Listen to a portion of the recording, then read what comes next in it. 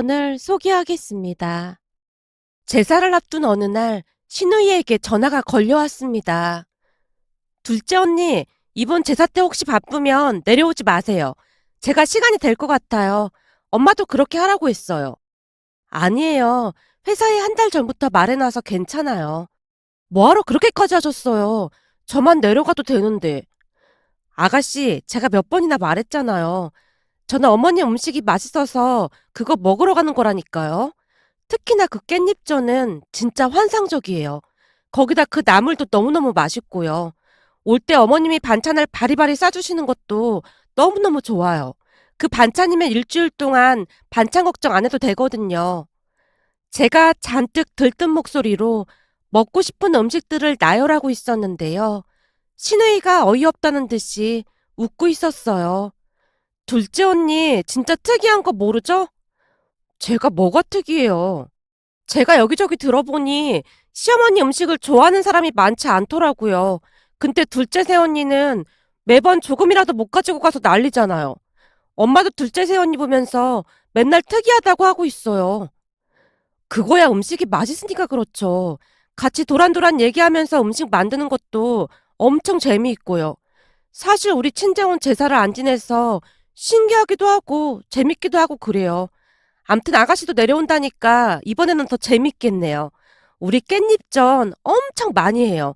그 깻잎전은 아무리 먹어도 질리지가 않더라고요. 그때 당시 제 머릿속에는 오직 깻잎전 생각뿐이었기에 침이 꼴깍 넘어갈 정도였어요. 그 순간 신우이가 조심스레 말을 꺼냈습니다. 둘째 언니, 이번에는 큰 새언니도 내려온다고 했어요. 형님이요? 형님 항상 바쁘다고 했잖아요. 이번에는 시간이 된다고 하더라고요. 저도 딱히 안 왔으면 하는데 굳이 온다고 하더라고요. 아가씨, 너무 그러지 마요. 저도 안 그러고 싶은데 사실 큰 새언니가 보통 까탈스러운 게 아니잖아요. 내려와서 또 얼마나 징징대고 짜증낼지 뻔히 보이거든요. 그래도 내려와 준다는 게 어디예요. 좋게 좋게 생각하세요. 도무지 좋게 생각할 수가 없잖아요. 내내 한 번을 안 내려오다가 엄마가 그 말 꺼내자마자 내려온다고 하는 거잖아요. 아가씨가 불만 가득한 목소리로 형님 뒷담화를 하고 있었습니다. 아가씨의 말을 듣다 문득 지나간 일들이 떠올랐습니다. 그동안 형님은 시댁 행사에 전혀 참석하지 않았습니다. 형님네 부부보다 우리 부부가 먼저 결혼을 했어요. 그랬기에 저는 결혼 후 시댁 행사에 거진 빠짐없이 참석을 했습니다.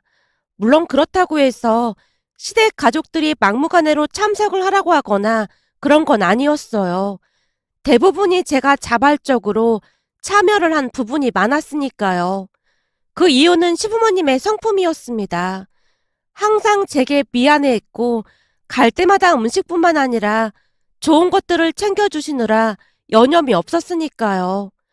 저는 서울에서 나고 자라다 보니 정 많은 시부모님의 행동에 시댁에 내려가면 마음이 따뜻해진다고 해야 할까요? 특히나 시댁 마당에는 감나무뿐만 아니라 대추나무와 자두나무까지 있었는데요. 시부모님은 그 나무에 열매가 익어가면 제가 내려가길 기다렸다가 따기 시작했습니다. 바로 딴 열매를 가득 베어 물면 달콤한 맛이 입안 가득 퍼지곤 했어요. 또한 집으로 돌아갈 때면 친정 부모님께 드리라고 상자에 가득 담아주기도 했고요. 시골 풍경 가득한 시댁에 내려가면 복잡하던 마음이 조금은 편안해진다고 해야 할까요? 한마디로 시댁은 제게 있어 불편한 곳이라고 하기보다는 놀이터와 같은 그런 곳이었습니다. 그러던 중 형님과 아주버님이 결혼을 했는데 형님은 많이 까칠한 편으로 매사 불만이 많았습니다. 그러다 보니 시댁 행사에도 거의 참석하지 않았어요. 제사는 당연히 참석하지 않았고 명절날에도 시댁의 얼굴을 비추지 않았습니다. 명절 때마다 친정으로 향하곤 했으니까요.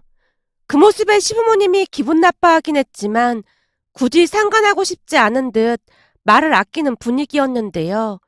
작년에 시아버님이 갑작스레 교통사고가 나는 바람에 한동안 병원에 입원을 했었고 그때도 얼굴을 비추지 않는 두 사람을 보며 시부모님이 처음으로 불편한 기색을 내비쳤습니다. 우리 부부가 병문안을 간 날 시어머님이 나무라듯 말을 꺼냈어요. 이제 많이 나아져서 그만 와도 된다니까 뭐 한다고 또 왔어. 이러다 니들도 병나겠다. 주말이라도 저희가 교대를 해드려야 어머님도 좀 쉬실 것 같아서요. 저희가 있을 테니까 어머님은 집에 가서 좀 쉬세요. 아가씨도 내내 왔다 갔다 하고 있는데 저희도 당연히 내려와야죠. 괜찮다니까 넌 암튼 말을 안 들어.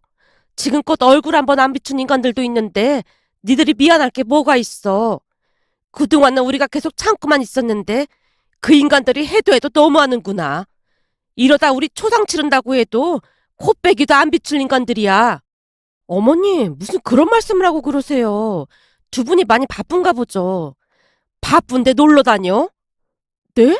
놀러 다니다니요? 그게 무슨 말씀이세요? 네 시누이 말로는 사돈 양반들이랑 주말마다 놀러 다니느라 아주 바쁘다고 하더구나. 그 뭐냐 인터넷 거기에 맨날 사진 바꾸고 난리도 아니라잖니. 내가 이것들을 가만 안 놔둘 참이야. 시어머님이 이를 갈고 있었습니다. 그렇게 시간이 얼마나 지났을까요? 평소 전화 한 통 없던 형님에게 전화가 걸려왔어요. 동서, 혹시 말이야, 최근에 어머님이랑 통화한 적 있어? 어제도 통화했는데 왜 그러세요? 혹시 어머님이 별다른 말 없었어? 별다른 말이라니요? 저는 그냥 아버님 괜찮으신지 그 얘기만 하다가 전화 끊었는걸요? 무슨 일인데 그러세요?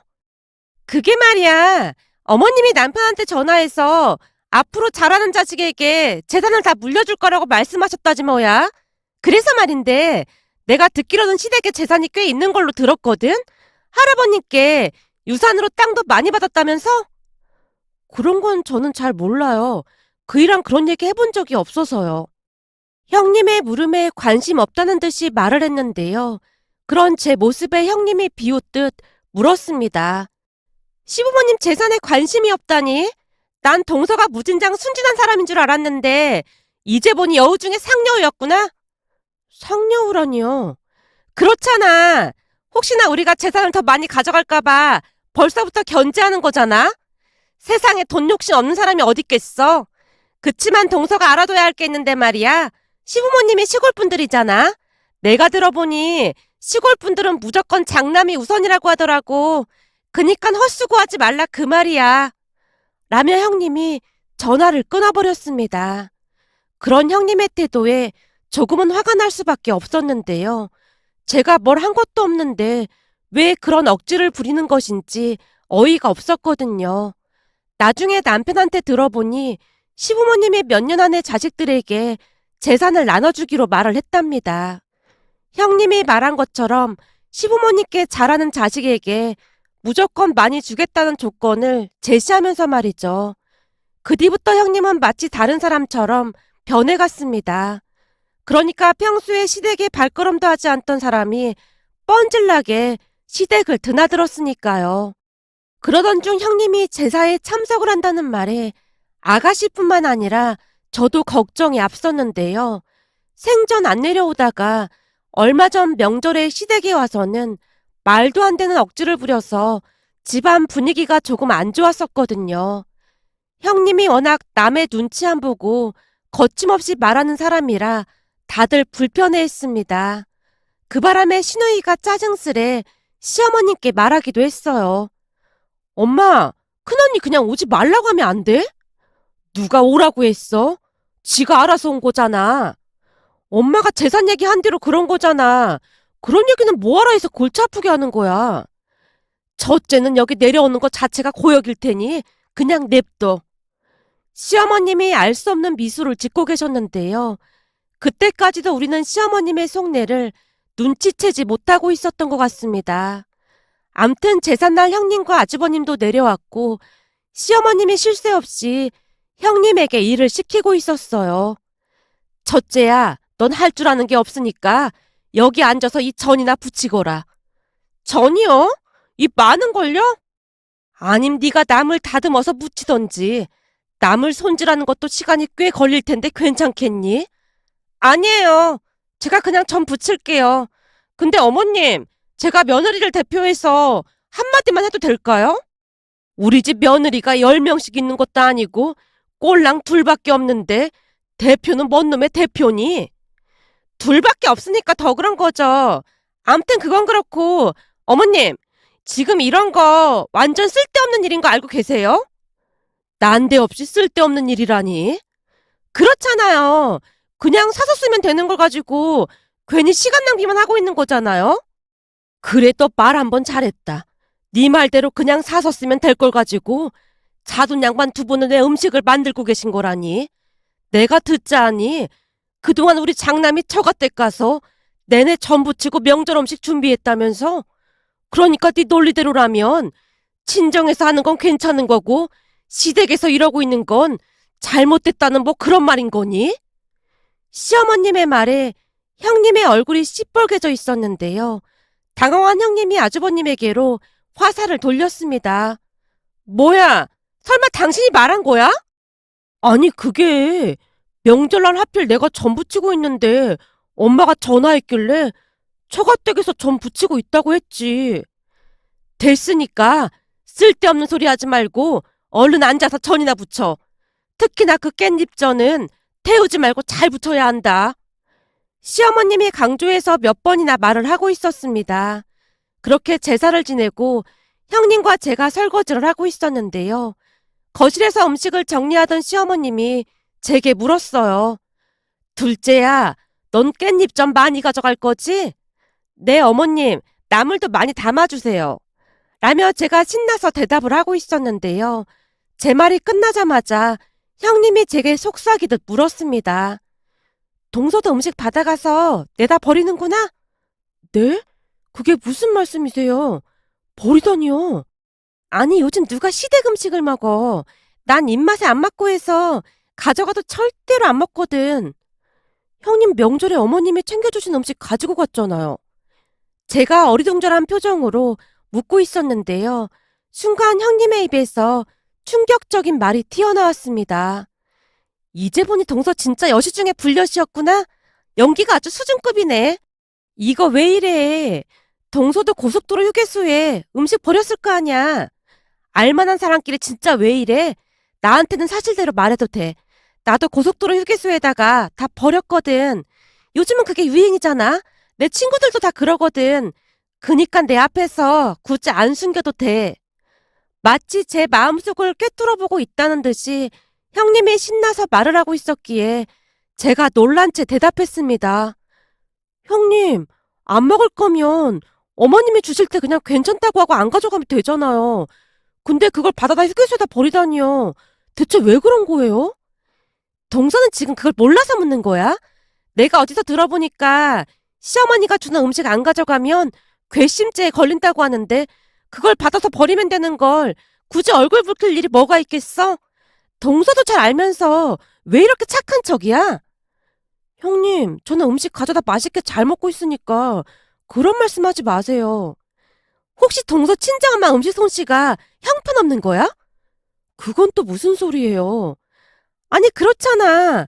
맛있는 친정엄마 음식 먹으면 되는데 굳이 뭐하러 시댁 음식을 먹겠어? 난 이해가 안 돼서 말이야.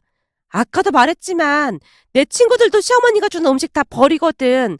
근데 동서는 비위가 좋은 건지 아님 시부모님 재산이 욕심나서 그러는 건지 아무튼 참 최선을 다하네. 형님의 입에서 계속해서 입에 담지도 못할 말이 새어나왔기에 제가 그냥 입을 다물어 버렸습니다. 그동안 형님이 조금 특이한 건 알고 있었지만 그 정도인 줄은 꿈에도 모르고 있었거든요. 그 모습에 온몸에 소름이 돋을 정도였습니다. 그렇게 다음날 서울로 올라가기 위해 시어머님이 주신 반찬들을 차에 싣고 있었는데요. 그날따라 시어머님이 활짝 웃으며 형님과 제 손을 잡고는 감사 인사를 했습니다. 둘 다 많이 바쁠 텐데 이렇게 내려와줘서 고맙구나. 내가 반찬이랑 과일까지 이것저것 꾹꾹 눌러 담았으니까 맛있게 먹으렴. 네, 어머님, 잘 먹겠습니다. 형님이 우렁차게 대답하고 있었습니다. 형님이 어찌나 큰 목소리로 대답을 하던지 제가 형님에게 속삭이며 물었어요. 형님, 설마 이 음식들도 다 버릴 건가요? 당연하지. 거기 땡땡 휴게소 있잖아. 거기가 버리기 최적의 장소라니까. 혹시 동서도 버리려면 거기다 버려. 버릴 거면 그냥 저 주실래요? 전 다 먹을 수 있는데. 내가 지금 동서한테 주면 시어머님이 날 뭘로 생각하겠어? 서로 귀찮게 하지 말고 각자 길 가자고. 라며 형님이 쌩하니 제 앞을 가로질러 차에 올라타고 있었습니다. 그런 형님의 모습에 더욱 정이 떨어질 수밖에 없었는데요. 그 많은 음식들을 다 버린다는 생각을 하니 너무나 아까웠거든요. 그런데 그 뒤 초특급 대반전 사건이 일어날 줄 누가 알았겠습니까? 그날 집에 올라와서 시어머님이 주신 음식을 정리하고 있었는데 반찬통 맨 밑쪽에 검정색 비닐봉투 하나가 칭칭 감겨져 있었어요. 처음에는 냄새나는 반찬을 넣은 줄 알고 조심스레 비닐봉투 안에 들어있는 걸 꺼내보다가는 놀라서 기절할 뻔했답니다.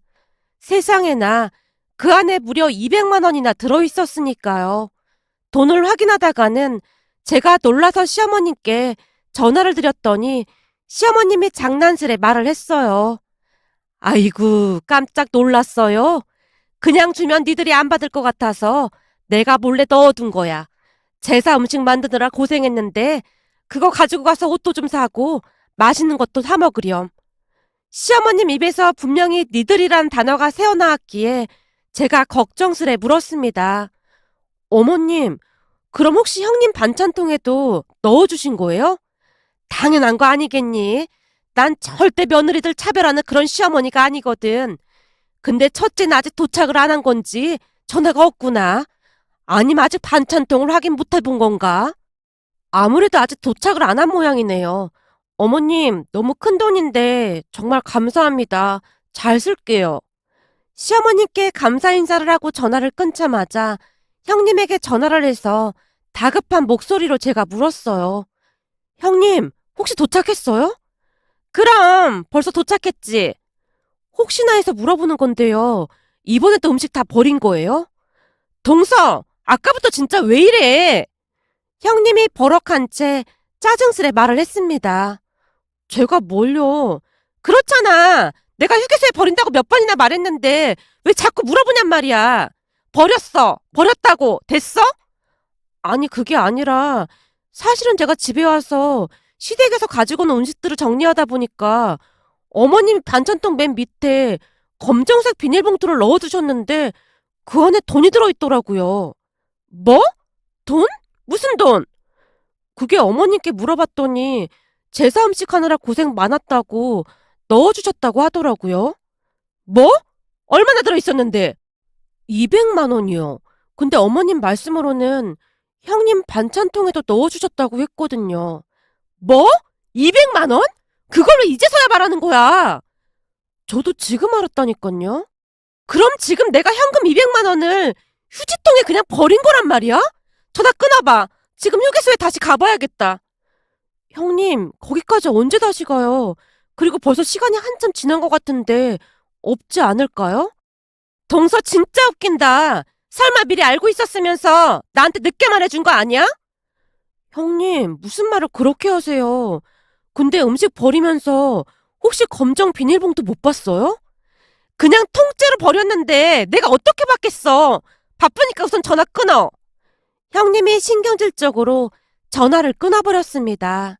그 뒤 형님과 아주버님이 급히 차를 타고 고속도로 휴게소까지 가서 확인을 해봤지만 찾을 수가 없었답니다. 결국 형님이 시어머님께 불만스레 전화를 했다네요. 어머님, 주실 거면 그냥 좀 주시지. 굳이 반찬통에 넣어주면 어떡해요? 예, 요즘 젊은 사람들 말로다 서프라이즈였지. 그래야 기쁨도 2배가 되는 거 아니겠니? 생각해봐라. 거기에 돈이 200만 원이나 들어있을 거라고 누가 생각이나 해봤겠니? 한마디로 횡재한 그런 기분 아니겠냐 그 말이야. 내가 큰맘 먹고 돈 좀 썼는데 넌 전혀 기쁘지가 않은 모양이구나. 아니에요. 당연히 기쁘죠. 근데 다음부터는 그냥 주시는 게 더 좋을 것 같아서요.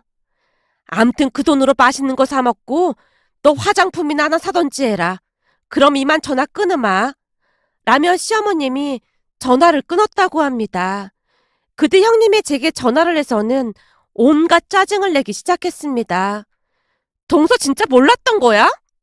어떤 걸요? 돈 말이야. 거기 돈 들어있던 거 진짜 몰랐냐고. 형님, 제가 몇 번이나 말했잖아요. 전 진짜 몰랐어요. 근데 설마 어머님께 반찬 통째 버렸다고 말씀하신 건 아닌 거죠? 동서는 내가 그렇게 눈치 없는 사람으로 보여?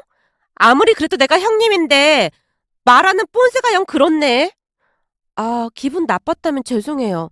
저는 그냥 걱정이 돼서요. 아니, 뭐가 걱정이 된다는 거야? 그렇잖아요. 아무래도 형님이 그 큰 돈을 그냥 버렸다는 걸 알면 어머님이 얼마나 속상하시겠어요. 하루아침에 200만 원을 허공에다 날린 내 걱정을 해야지. 어머님 걱정은 왜 하고 난리야? 어머님께서 주신 돈 나눠줄 거 아니면 그만 전화 끊어. 아니다. 그러지 말고 마음 넓은 동서가 좀 나눠주는 건 어때? 동서 엄청 착한 사람이잖아. 형님, 남편이 불러서 이만 전화 끊어야겠어요. 그럼 다음에 봬요. 라며 제가 급히 전화를 끊었습니다. 형님에게 10원 한 푼도 주고 싶지 않았으니까요. 그동안 형님이 마음을 곱게 썼다면 기쁜 마음으로 나눠줬겠지만 하는 행동이 너무나 괘씸해서 절대 나눠주고 싶지 않았습니다. 그 뒤 형님이 몇 번이나 더 전화를 해서 제게 조금만 나눠달라고 조르기도 했는데요. 저는 한 푼도 나눠주지 않았습니다. 그렇게 몇 달이 지나 두 번째 제삿날이 다가오던 어느 날 형님이 제게 전화를 걸어왔습니다. 동서, 이번에도 제사에 내려갈 거지? 바쁘면 그냥 오지 말던지. 아니에요. 어머님께 간다고 이미 말해놨어요. 형님도 오실 거죠? 당연하지. 하늘이 두 쪽 나는 한이 있어도 꼭 참석해야지. 근데 이번에도 어머님이 반찬통에 돈 넣어주시겠지? 글쎄요. 잘 모르겠네요. 형님, 혹시 모르니까 이번에는 절대 반찬 버리면 안 되겠네요. 이거 왜 이래? 내가 바본 줄 알아? 당연히 안 버리지. 근데 이번에도 200만 원 주시려나? 제사 지낼 때마다 몇백만 원씩 받는데 매년 제사가 10번도 넘게 있었으면 좋겠다. 근데 이번이 마지막 제사인 거지? 1년에 딱 2번 있는 거 맞는 거지? 네, 1년에 2번 있어요. 그럼 내려가서 봬요. 난 이번에 돈 받으면 내 돈이랑 합해서 명품백 하나 사려고. 형님이 잔뜩 들뜬 목소리로 말을 하고 있었는데요. 더 이상 말을 섞고 싶지 않았기에 제가 황급히 전화를 끊어버렸습니다. 떡 줄 사람은 생각도 않는데 김칫국부터 마시는 격이었다고 해야 할까요? 형님은 시어머니께 돈을 받을 생각으로 그저 신나 보였습니다. 그동안은 시댁에 있는 내내 인생만 쓰고 있었는데 그날따라 유난히도 얼굴이 밝아 보였으니까요. 형님이 내내 콧노래까지 부르며 열심히 음식을 만들었거든요. 그렇게 시댁에서 제사를 지내고 역시나 시어머님이 반찬통에 음식을 담아서 차에 실어주며 말을 했습니다. 이번에도 내가 정성껏 담았으니까 가서 반찬통 잘 확인해 보렴. 네, 어머님, 감사합니다. 반찬통을 받아든 형님의 얼굴에는 미소가 가득해 보였어요. 그런데 얼마 뒤 집에 도착한 형님이 잔뜩 화가 난 목소리로 제게 전화를 걸어왔습니다. 동서, 반찬통 확인해봤어? 아니요, 이제 확인해보려고요. 근데 무슨 일 있는 거예요? 진짜 어머님 나한테 왜 이러는 거야? 네? 그게 무슨 말씀이세요? 장난하는 것도 아니고 진짜 너무하는 거 아니야? 형님이 씩씩거리며 말을 해줬는데요. 집에 도착을 하자마자 형님이 반찬통을 이잡듯 뒤진 모양이었어요. 그렇게 반찬통 맨 밑에 검정색 비닐봉투를 발견하고는 신나서 열어봤다는데요. 비닐봉투를 열어보고는 기가 막혀서 입이 다물어지지 않더랍니다. 세상에나 봉투 안에는 꾹꾹 눌러 정성스레 작성된 구구절절한 시어머님의 손편지가 5장이나 들어있었다네요. 아니 뜬금없이 손편지가 뭐냔 말이야. 그것도 5장씩이나. 손편지요? 그래. 구구절절 뭘 그리도 많이 써놨는지 몰라. 나중에는 트로트 가사까지 써있더라니까. 트로트 가사요? 어머님이 좋아하는 노래라고 하면서 또박또박 써놨더라니까. 생각할수록 기가 막히네. 그나저나 동서도 얼른 확인해보고 나한테 연락 좀 해줘. 형님의 말에 제가 급히 반찬통을 확인해봤는데요. 검정 비닐봉투 안에 역시나 편지가 들어있었습니다. 둘째야, 이번 제사도 고생 많았다. 이 돈 잘 쓰고, 그리고 내가 너한테만 돈 준 거 첫째한테는 절대 비밀이다. 그니까 절대로 받았다는 말 하면 안 된다. 라는 말이 작성되어 있었는데요. 편지를 읽다가 깜짝 놀라고 말았습니다.